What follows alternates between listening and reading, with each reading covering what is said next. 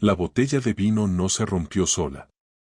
Eso fue lo primero que pensé cuando vi el cristal esparcido por el suelo de la cocina y la mancha roja que se colaba entre las baldosas como si alguien hubiese degollado un cerdo en mitad de la encimera.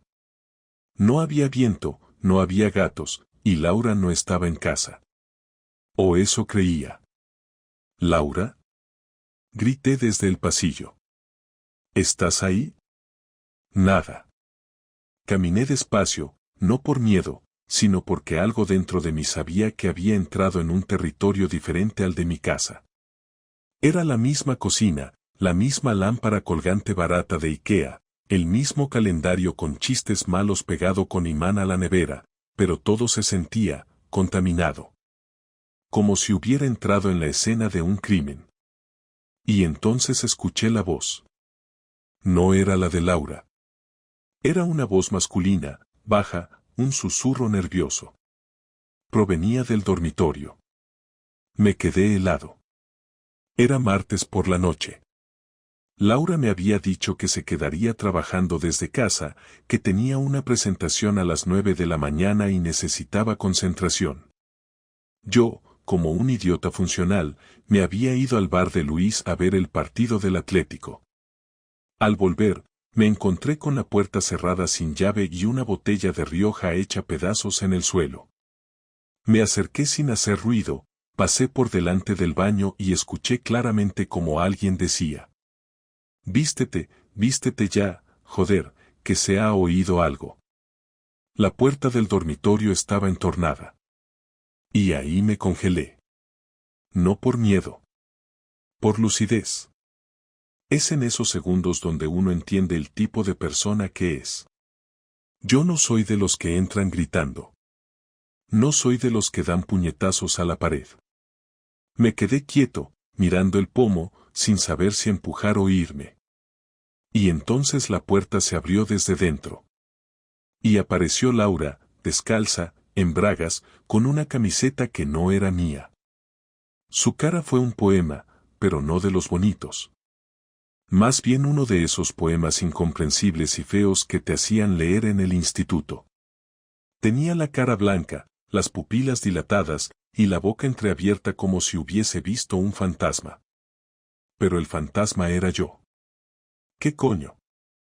Fue lo único que salió de mi boca. Detrás de ella, un hombre apareció con la camisa desabrochada hasta el pecho, cinturón en mano, sin mirar hacia mí. Un chaval. Moreno, bien afeitado, de esos que se echan perfume hasta para ir al gimnasio. Cuando por fin me miró, bajó la vista. Ni siquiera tuvo los huevos de sostenerme la mirada. Y ahí empezó todo. Pero todavía no lo sabía. Lo de la botella fue lo de menos.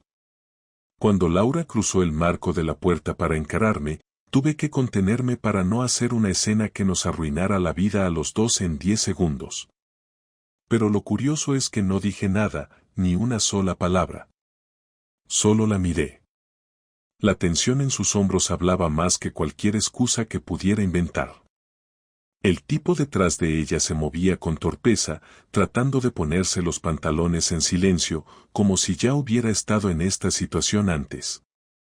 No sé qué me jodió más en ese instante, si la forma en que ella evitaba mi mirada o la naturalidad con la que él actuaba, como si todo fuera parte de un guión mal aprendido. No es lo que parece, dijo ella, y en ese momento sentí un impulso que no pude controlar. Ah, ¿no? ¿Qué parece, entonces? Contesté, sin levantar la voz, pero con un tono que sonaba como una piedra cayendo en seco sobre una mesa.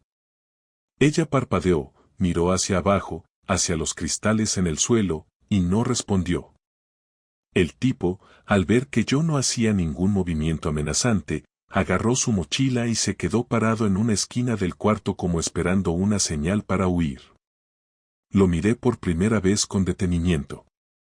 Tendría unos 25 años, llevaba unas zapatillas caras, de esas que mi sueldo no justifica, y un reloj que evidentemente no se había comprado trabajando de camarero. No lo conocía, pero algo en su cara me resultaba familiar. ¿Tú lo conoces? Le pregunté a Laura, señalándolo con la cabeza sin quitarle los ojos de encima. Ella se tragó la saliva y contestó en voz baja, como si respondiera una pregunta en clase y no quisiera que el profesor la oyera. Es Marcos, trabaja conmigo, en el equipo de contenido. ¿Y tú te lo follas entre reuniones o solo cuando se cae una botella de vino? El tipo por fin habló, y ojalá no lo hubiera hecho. Mira, tío, yo no quiero problemas. Ya tienes uno, le dije, y me giré para abrir la puerta de par en par. Fuera. Ahora. Ni siquiera discutió. Salió en silencio, sin mirarme, sin despedirse de ella, sin cerrar la puerta. El sonido de sus pasos por el pasillo fue lo único que rompió el silencio incómodo que se instaló entre nosotros como un mueble que nadie quiere mover. Laura se apoyó en el marco, cruzando los brazos, con una expresión que no era de culpa, ni de vergüenza, sino de algo peor, resignación. Como si todo esto fuera una especie de trámite. ¿Desde cuándo? Pregunté, aún sin levantar la voz. Ella se tomó unos segundos para responder, segundos que me confirmaron que lo que iba a decir no me iba a gustar. 3 meses. ¿Solo con él? Sí. ¿Y antes? Antes no. La conversación parecía una negociación de divorcio más que una pelea entre una pareja que se acaba de romper por dentro. Pero no grité, no lloré, no la insulté. Porque en mi cabeza no había espacio para nada que no fuera entender el porqué. El cómo ya estaba claro. Pero el porqué era la parte que necesitaba arrancar de su boca. ¿Y por qué? Le solté, no por morbo ni por buscar redención, sino porque necesitaba saber en qué momento mi vida se había convertido en esta mierda. Laura se llevó las manos a la cara, se frotó los ojos, y cuando bajó las manos tenía una expresión dura, cansada, como si al fin se hubiera quitado una mochila que la reventaba por dentro.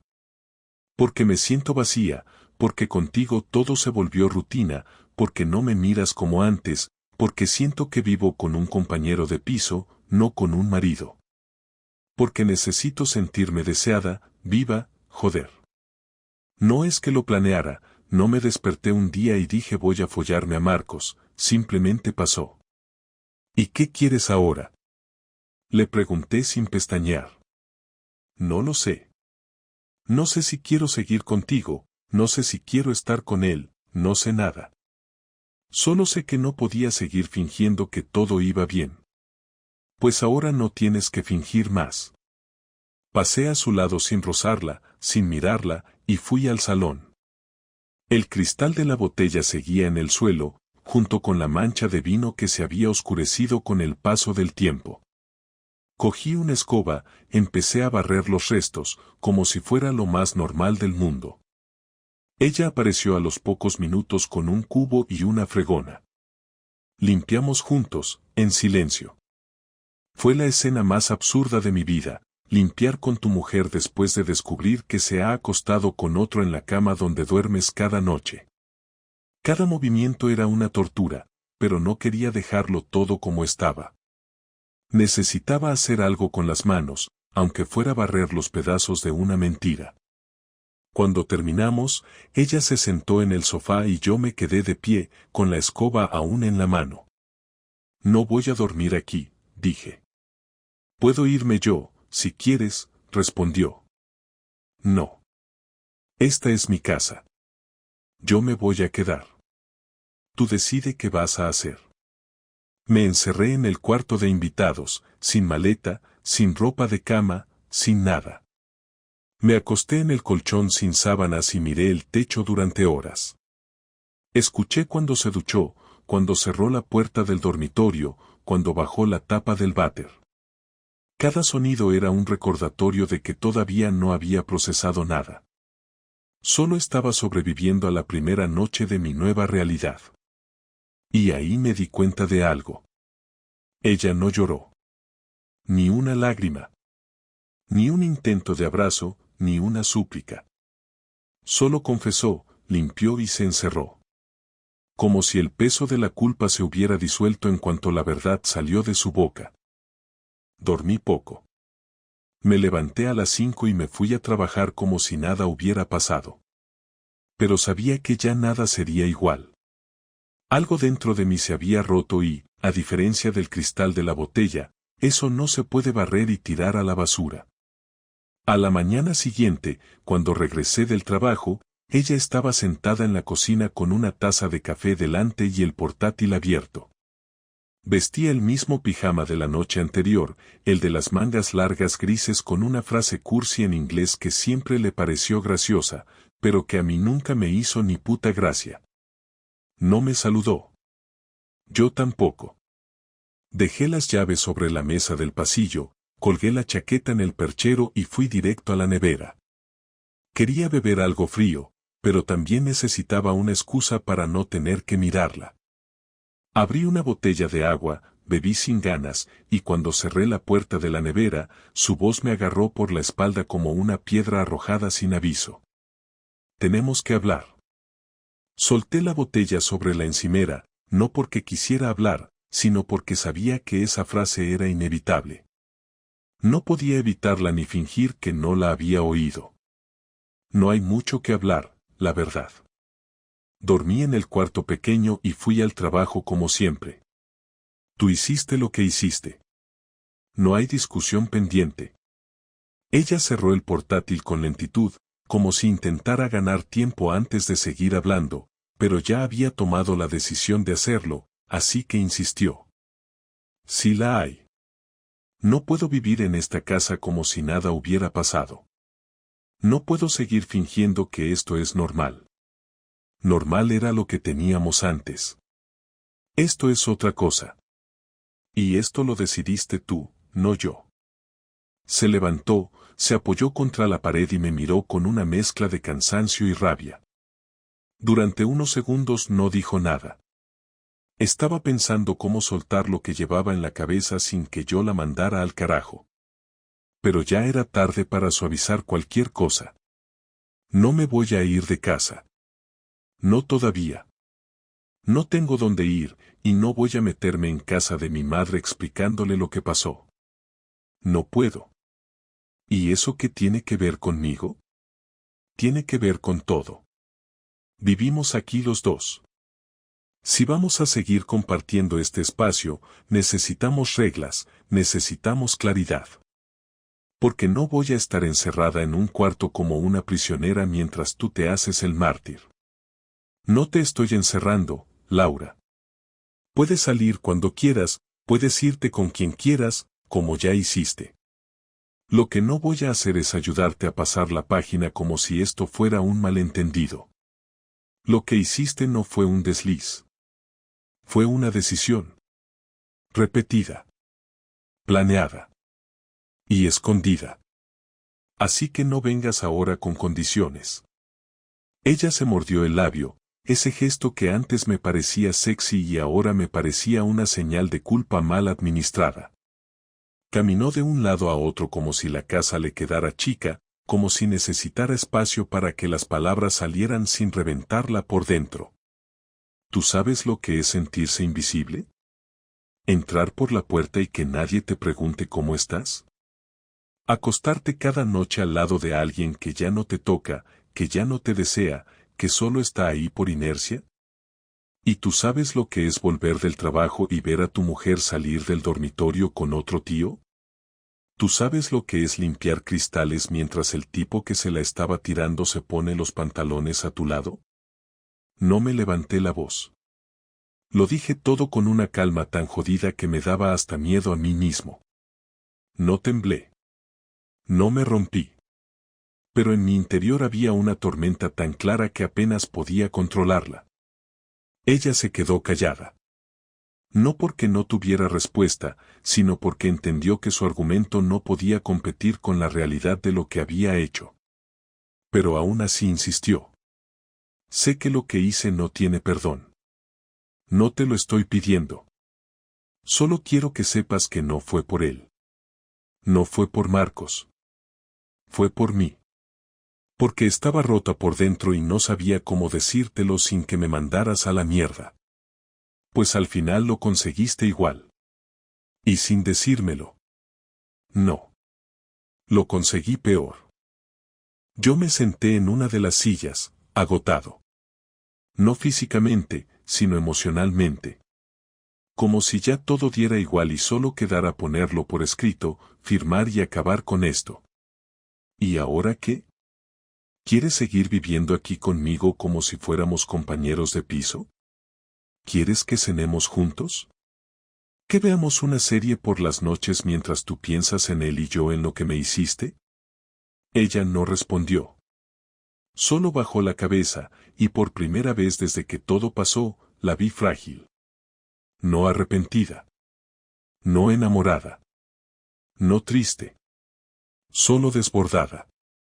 No lo sé, respondió por fin. No sé lo que quiero. Pero no quiero irme todavía. Perfecto. Pues quédate. Pero aquí no hay nada que salvar. Lo nuestro se acabó el día que abriste las piernas para otro. No dijo nada más. Se fue al dormitorio y cerró la puerta. Y no la vi en el resto del día. Y lo peor de todo fue que no sentí alivio. Solo una sensación pegajosa de vacío que no se iba con nada. Ni con comida, ni con trabajo, ni con dormir. Esa noche, en lugar de meterme en la cama, me quedé en el salón. Abrí el portátil, busqué un abogado de familia en Madrid y le escribí un correo. No sabía exactamente cómo quería proceder, pero ya había empezado a moverme. No por venganza, sino porque no podía vivir así. Con alguien que no me eligió cuando tuvo la oportunidad de hacerlo. Con alguien que ya no era parte de mi vida, aunque siguiera durmiendo bajo el mismo techo. Al día siguiente, cuando me desperté, ella ya no estaba. Se había ido al trabajo. Había dejado un póster en la nevera con la lista de la compra. Como si lo de ayer hubiera sido un mal sueño. Pero ya no estábamos en ese punto. Ya no había listas de la compra. Ni domingos de película. Ni café en la cama. Solo el silencio. El silencio y una verdad tan sucia que no se podía barrer ni esconder. El viernes salí del trabajo a las 3 y no fui a casa. Me senté en la terraza de un bar cerca de Sol, pedí una caña y abrí el móvil. Había estado evitando revisar su Instagram, pero ya no tenía motivos para contenerme. Busqué su cuenta, miré sus publicaciones recientes, todo parecía normal, frases de autoayuda, fotos de platos con nombres en inglés, selfies con filtros suaves, comentarios de sus amigas dándole like sin saber que estaban apoyando a alguien que destruyó un matrimonio. Luego entré a su lista de seguidos y ahí lo vi, Marcos. No lo seguía antes. Ella solía decir que no le gustaba mezclar trabajo y redes, que esas cosas eran para adolescentes. Y sin embargo, ahí estaba, siguiéndolo, y no desde hace un día, sino desde hacía semanas. Él también le había dado like a varias fotos, incluida una en la que salía en el baño, con toalla, diciendo que se estaba preparando para una noche de relax. Relax con él, supongo. Me acabé la cerveza, pagué, y fui directo al centro comercial de Goya. Entré en una tienda de electrónica y pedí una grabadora de voz pequeña, de esas que usan los estudiantes para las clases. Luego pasé por una ferretería y compré una copia del juego de llaves del buzón. Esa noche, cuando llegué a casa, ella ya había cenado. Me saludó desde el sofá como si nada, como si fuéramos vecinos que se cruzan una vez al mes. Le respondí con un simple hola, dejé la bolsa en mi armario del cuarto pequeño y me encerré con el portátil. No tenía intenciones de hablar con ella, pero tampoco de seguir siendo un espectador pasivo. Si ella pensaba que iba a tenerlo todo, mi casa, mi sueldo, mi silencio, después de follarse a su compañero de trabajo, estaba muy equivocada. El sábado siguiente, cuando ella fue a hacer la compra al mercado, aproveché para revisar su escritorio. Sabía que no tendría nada en papel, ella era demasiado cuidadosa para dejar huellas visibles. Pero si tenía una carpeta en el ordenador con cosas personales y dentro de esa carpeta un documento de texto con contraseñas. Abierto. No protegido. Era como si me estuviera subestimando. Saqué una foto del archivo con el móvil y cerré todo como estaba. Luego, usé una de esas contraseñas para entrar a su correo. Me encontré con varios mensajes con su equipo de trabajo, cosas normales. Pero también un hilo con el asunto viaje creativo, borrador. Dentro, un intercambio entre ella y Marcos planeando un viaje de fin de semana a Valencia bajo el pretexto de asistir a un congreso de marketing. No había congreso. Revisé las fechas y coincidían con una semana en la que yo había pensado pedir vacaciones para irnos a Bilbao a ver a mis padres. Ella había dicho que no podía por cierre de proyecto. Eso fue todo lo que necesitaba. No solo había sido infiel, sino que tenía un plan para seguir siéndolo, mientras yo me quedaba en casa pensando que todo estaba en pausa. No estaba en pausa. Estaba en marcha. Fui directo al armario, saqué una maleta y empecé a meter ropa. No para irme yo, sino para empacar sus cosas. Metí su ropa interior, su ropa de deporte, sus camisetas favoritas. No toqué sus cosas personales, no tiré nada, no rompí nada. Solo empaqué. Luego llamé a un amigo que tiene una empresa de mudanzas pequeñas. Le pedí que el lunes recogiera esas maletas y las dejara en casa de su madre, en Alcobendas. Él no preguntó, yo no expliqué. Solo le dije la dirección, el nombre de Laura, y le pagué por adelantado. Esa noche cené solo. Ella llegó a las 10:30. Dijo que se había quedado tomando algo con una compañera del trabajo. Le dije que había quedado con unos amigos del barrio. Ninguno de los dos dijo la verdad. Dormimos en habitaciones separadas. Otra noche más de silencio, de puertas cerradas, de distancias que ya no se podían cruzar ni con la mejor intención. El domingo por la tarde, mientras ella se duchaba, instalé la grabadora en la parte baja de su bolso. Tenía una batería que duraba más de 12 horas y podía grabar varias conversaciones sin problemas.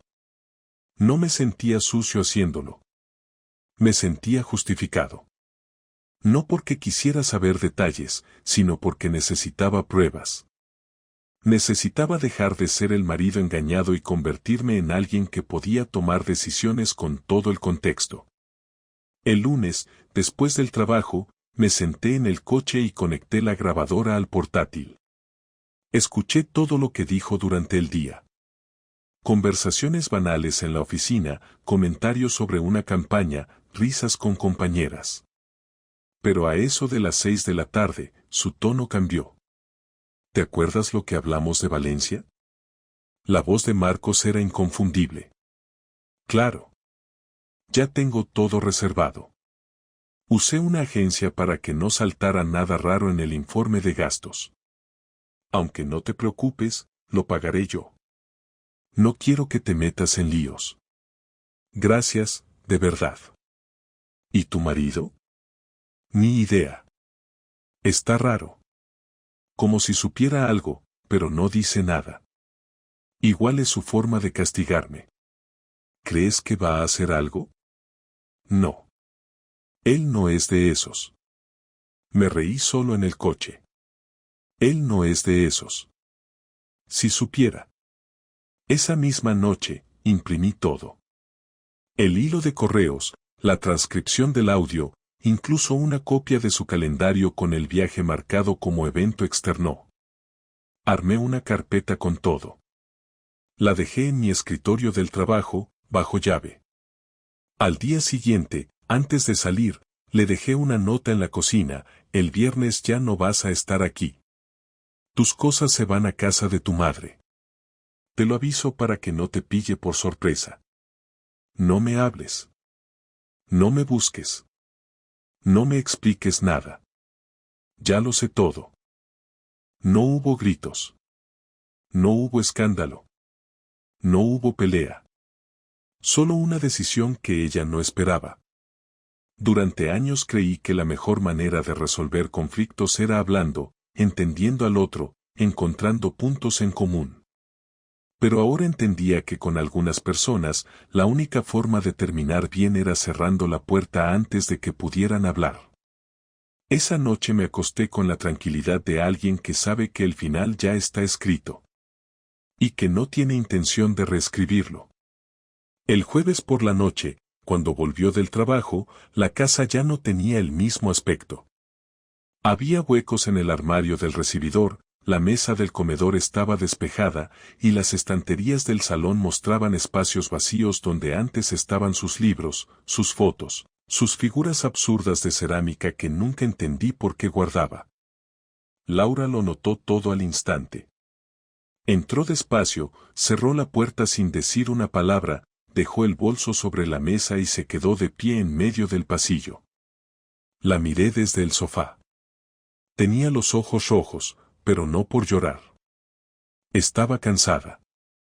No del trabajo, ni del tráfico. Estaba cansada de mí, de ella, de todo. Lo noté porque yo también lo estaba. ¿Ya está todo decidido?, preguntó, sin moverse. Sí. Ni una conversación, ni una última cena, ni una posibilidad de decir algo. ¿Para qué? Ya hablaste bastante con él. Caminó hasta el salón, se sentó frente a mí, cruzó las piernas y apoyó las manos sobre las rodillas. Su postura era rígida, contenida, como si estuviera delante de un juez, no de su marido. Tardó unos segundos en atreverse a decir algo más. No sabía si estaba intentando encontrar las palabras o fingiendo que todavía le importaba elegir las correctas. No quiero que esto termine así. Esto no está terminando ahora, Laura. Esto se acabó la noche que metiste a otro en nuestra cama. Esto es solo la recogida de escombros. No fue solo sexo. Lo sé. Por eso duele más. Lo siento. No. ¿No qué? No digas que lo sientes. No tienes ni idea de lo que significa eso ahora mismo. No es una palabra mágica. No borra nada. Se llevó las manos a la cara. Estaba temblando, pero no supe si era rabia o vergüenza. Tal vez las dos. Esperaba que yo explotara, que gritara, que la insultara, que hiciera algo que justificara su salida. Pero no le iba a dar esa salida. Porque en el fondo sabía que quería que yo fuera el cabrón para poder contárselo a sus amigas, para que el relato de su traición tuviera al menos una explicación que la salvara un poco. Pero no. Yo iba a dejar que se hundiera sola con sus decisiones. Ese era mi castigo. No sé por qué lo hice, dijo al fin. Yo sí. Porque pudiste. Porque pensaste que no me iba a dar cuenta. Porque no pensaste en mí. Porque te importaste más tú que nosotros. Eso no es justo. No. ¿Y qué fue justo de lo que hiciste? Ella no respondió. Se quedó en silencio, con la mirada clavada en el suelo. Yo me levanté, fui a la habitación y volví con la carpeta en la mano.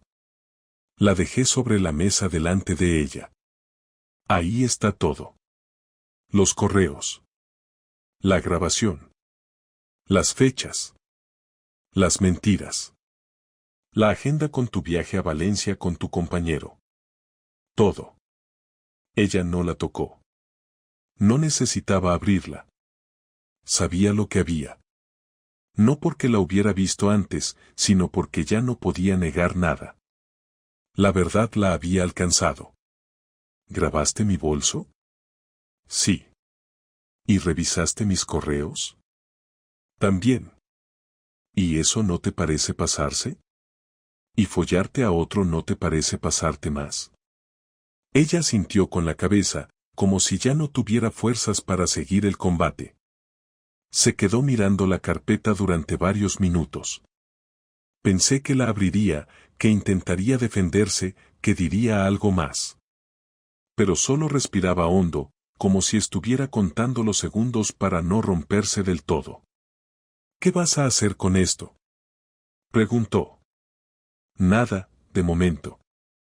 Pero si te pones tonta con el piso, la separación o el dinero, va directo a recursos humanos de tu empresa y después a tus padres. Eso es bajo. Es legal. Y es justo. Yo no inventé nada. Solo documenté lo que tú hiciste. ¿Y ahora qué? Te vas mañana. Tus cosas van a estar en casa de tu madre antes de mediodía. El camión de mudanza lo contraté yo. Ya está todo pagado. ¿Y tú qué vas a hacer? Dormir tranquilo, por primera vez en semanas. No me lo pongas así de fácil. No es fácil. Es lo correcto. No me vas a perdonar nunca, ¿verdad? No. Se hizo un silencio espeso.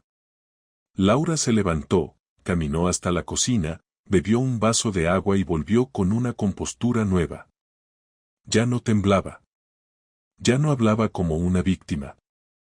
Algo había cambiado en ella.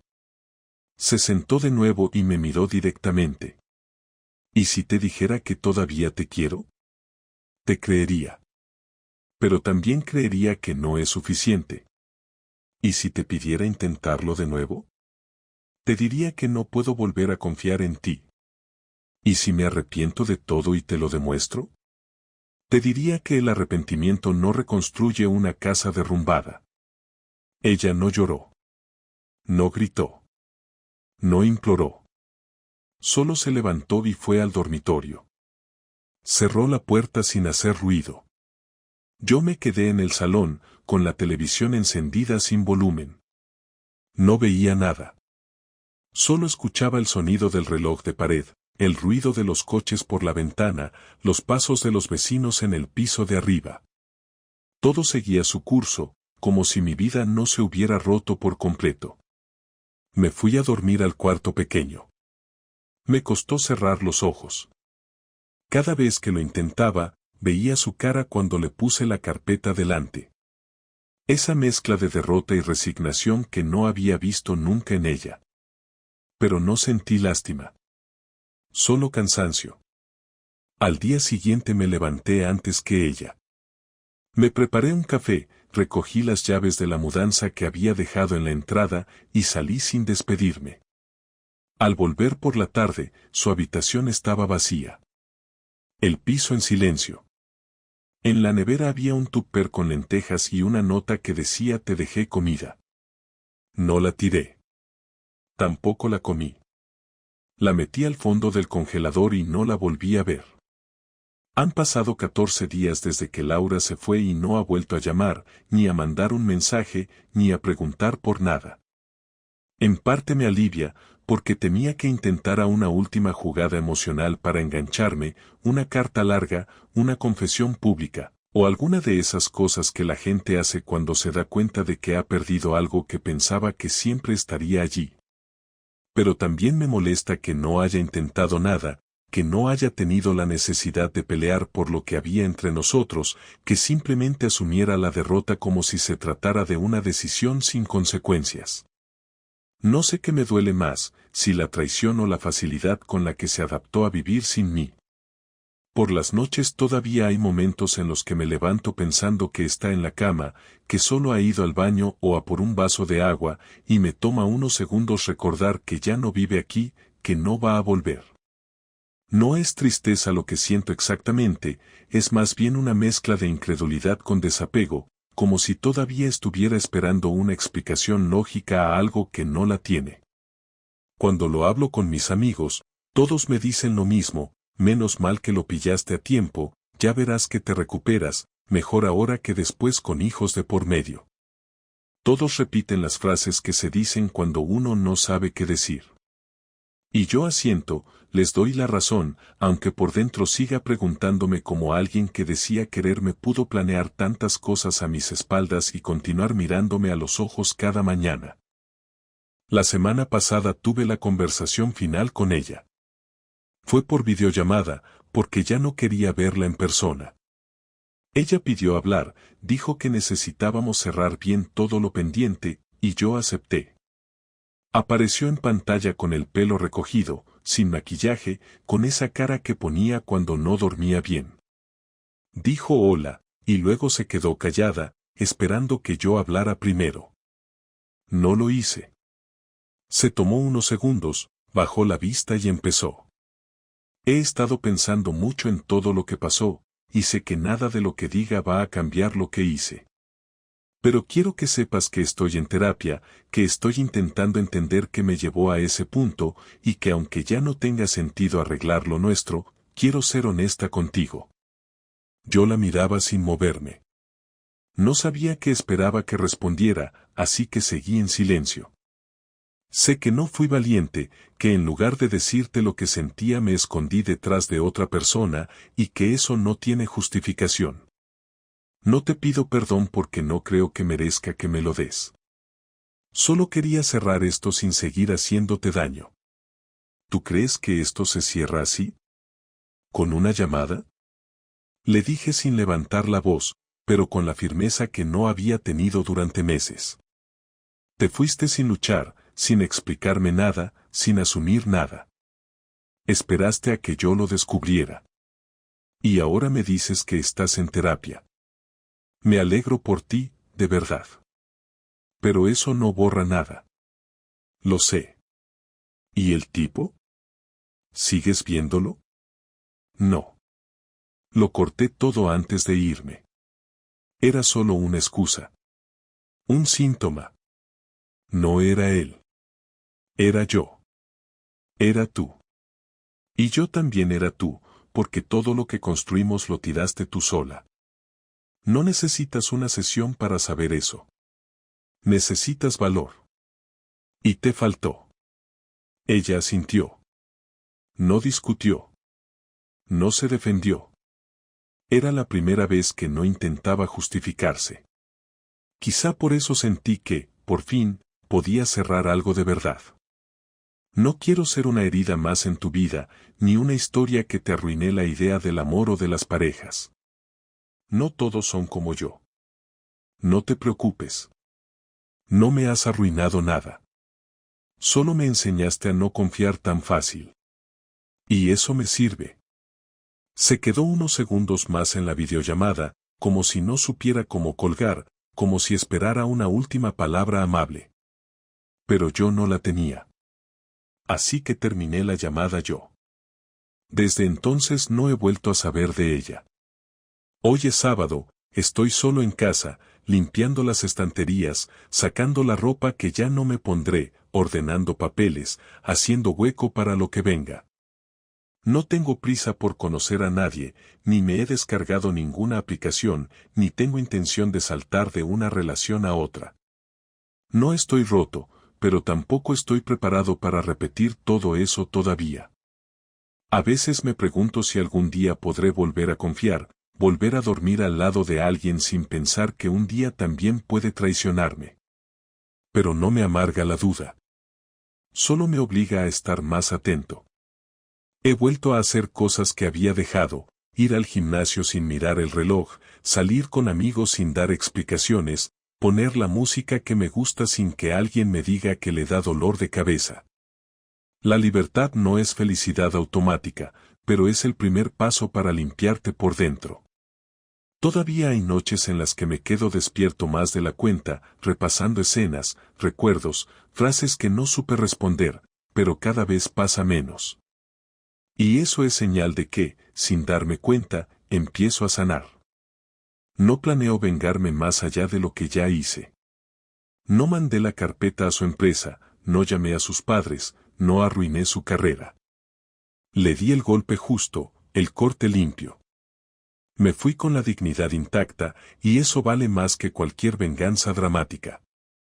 Algún día ella recordará todo esto, y si tiene algo de conciencia, sabrá que lo perdió todo sin que yo le gritara, sin que le rompiera nada, sin arrastrarme. De esta historia me llevo una sola lección clara: cuando alguien te enseña quién es de verdad, créelo. No busques explicaciones, no intentes rescatar lo que ya se hundió. Hay gente que no merece una segunda oportunidad. No porque no puedan cambiar, sino porque decidieron no elegirte cuando más importaba. Y eso no se olvida. Así que ahora estoy solo, pero no derrotado. Estoy tranquilo. Estoy limpio. Y eso, después de todo lo que pasó, es lo mejor que puedo decir.